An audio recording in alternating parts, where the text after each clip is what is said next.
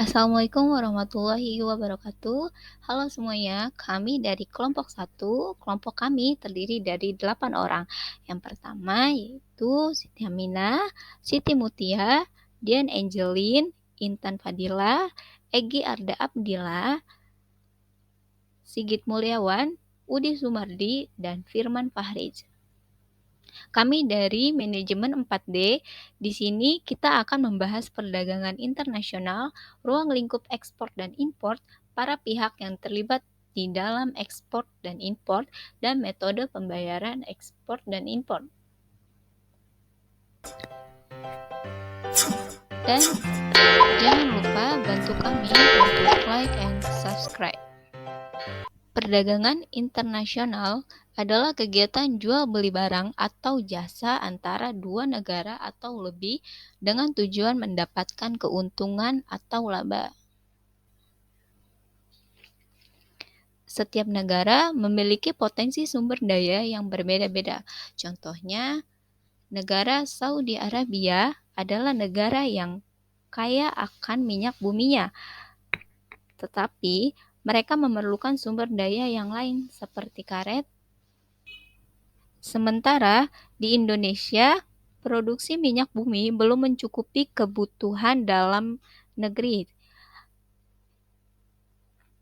Tetapi Indonesia merupakan penyumbang 21% dari produksi karet alam dunia. Perbedaan potensi sumber daya alam yang dimiliki Saudi Arabia dan Indonesia menyebabkan terjadinya perdagangan internasional. Saudi Arabia memperdagangkan minyak bumi ke Indonesia, sementara dari Indonesia menjual karet kepada negara Saudi Arabia.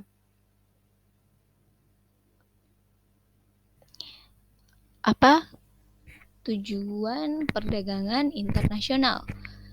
Tujuan perdagangan internasional yang pertama yaitu menaikkan devisa negara, kedua pertumbuhan ekonomi, ketiga memenuhi kebutuhan di negara lain, yang keempat memperoleh keuntungan internal serta eksternal, kelima memperluas pasar, dan masih banyak lainnya. Lalu apa saja manfaat dari kegiatan perdagangan internasional? Nah, manfaat perdagangan internasional yang pertama yaitu mempererat hubungan antara negara, meningkatkan kesejahteraan suatu negara melalui pendapatan nasional, mempermudah dalam memperoleh barang atau produksi yang sulit diproduksi oleh negara sendiri, memperluas lapangan pekerjaan, mendapatkan keuntungan internal dan eksternal negara. Terjadinya perdagangan internasional menimbulkan aktivitas yang dinamakan ekspor dan impor. Apa sih ekspor? Nah, ekspor adalah aktivitas mengirim atau menjual barang ke negara lain. Negara pelaku ekspor disebut dengan eksportir. Lalu, apa itu import? Import adalah masuknya barang dari negara lain. Negara pelaku import disebut juga dengan importir. Para pihak yang terlibat dalam kegiatan ekspor dan impor. Dalam perdagangan internasional terdapat beberapa pihak yang saling berkaitan.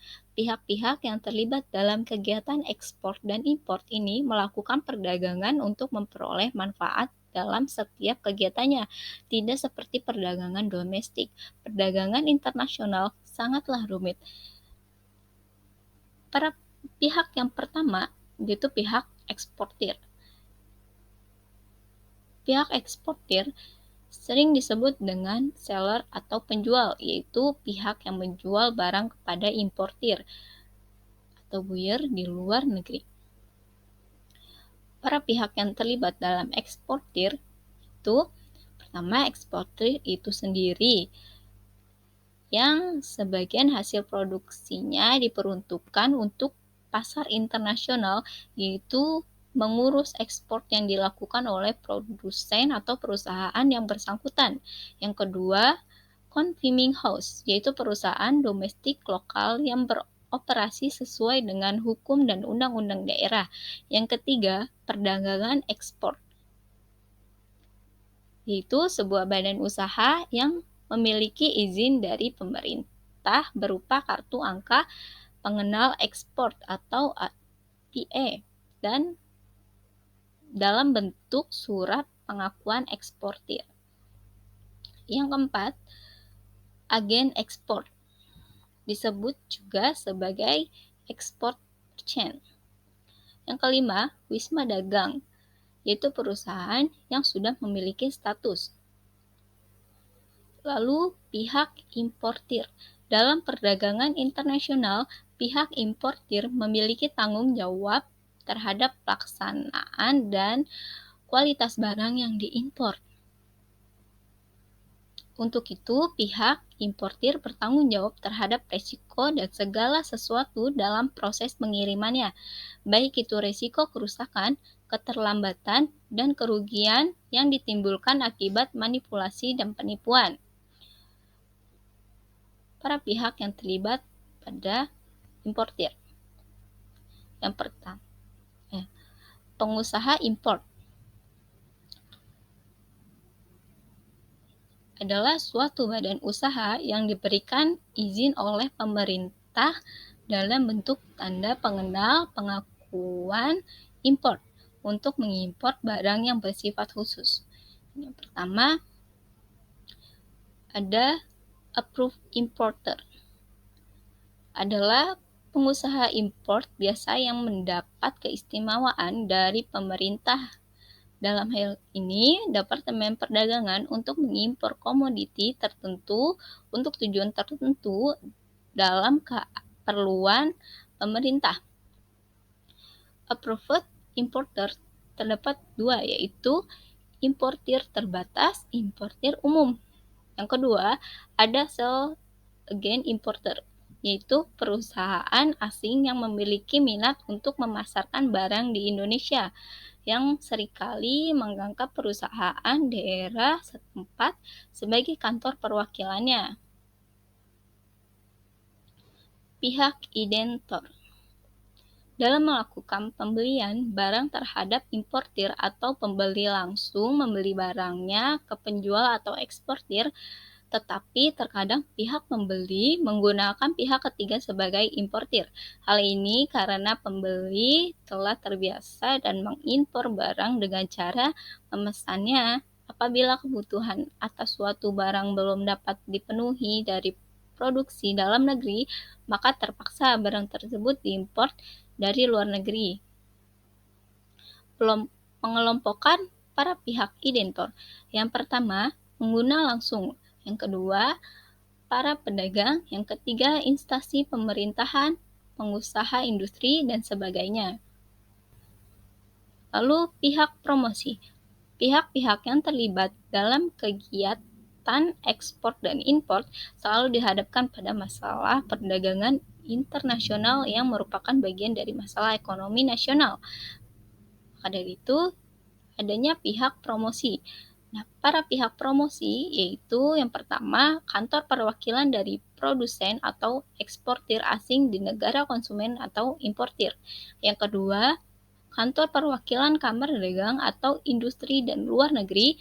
Yang ketiga, trader fair, yaitu misi perdagangan dan pemeran dagang internasional. Yang keempat, Badan Pengembang Ekspor Nasional, bisa disebut juga dengan BPIN. Yang kelima, kantor bank devisa. Yang keenam, majalah dagang dan industri. Yang ketujuh, brosur dan leaflet serta price list dari masing-masing pengusaha. Adapun para pihak pendukung, ekspor dan impor merupakan pihak utama dalam perdagangan internasional. Walaupun demikian, tidak dapat dipungkiri ada beberapa peran yang menjadi penghubung untuk kelancaran dalam kegiatan ekspor dan impor. Pihak yang dimaksud di sini adalah pihak pendukung yang berpartisipasi dalam pelaksanaan kegiatan internasional. Para pihak yang mendukung, yang pertama yaitu Badan Usaha Transportasi, 2 Bank Devisa, 3 Maskapai Pelayaran, 4 Maskapai Asuransi, yang kelima Kantor Perwakilan atau Kedutaan, yang keenam Surveyor, yang ketujuh Pabean. Lalu selanjutnya ada metode pembayaran. Metode pembayaran ini ada dua kelompok. Yang pertama non-LC.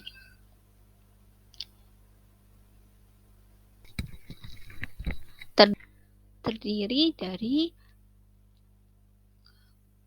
advance payment, collection, counter trade, consignment, dan open account. Lalu pembayaran kedua yaitu LC terdiri dari pembayaran lokal atau SK, BDN, dan internasional. Sekian dari kelompok kami. Terima kasih. Wassalamualaikum warahmatullahi wabarakatuh.